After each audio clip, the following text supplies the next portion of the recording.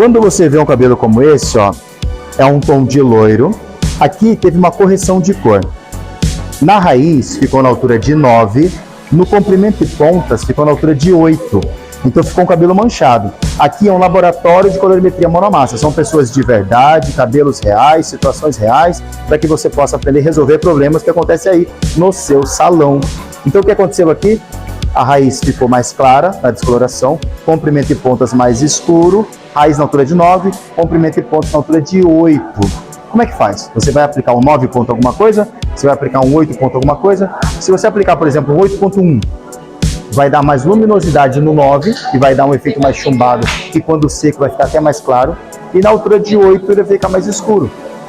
Se você, por exemplo, aplicar um 8.1 na altura de 8, você vai manter na altura de 8 e vai criar ali uma cor na altura de 8, mas o que está na altura de 9, quando você aplica 8.1 ou cinza, ele não tem um perfeito poder de escurecimento e ele vai chumbar o 9, você precisa devolver pigmento. E foi isso que foi feito aqui. Quando foi aplicada uma cor na altura de 8, porque você precisa se basear pela cor mais escura. Tem cor na altura de 9, cor na altura de 8. Então foi aplicada uma cor na altura de 8. Foi escolhido 8.8. Ele vai criar um efeito pérola do tonalizante Alejandro Valente. E foi aplicado mais marrom.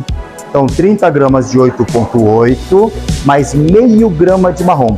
Só que só se eu aplicar somente o 8.8 e o marrom, o que está na altura de 9 não tem pigmento suficiente nessa mistura para poder escurecer para o 8. Então vai desbotar, não vai ficar legal. Então tem que aplicar mais o 8.0. Entendeu? Foi escolhida a cor na altura de 8 e foi aplicado mais base para poder escurecer o 9 para o 8. Dá uma olhada na cor, que enquanto está molhado ainda, parece que está um efeito meio chumbado.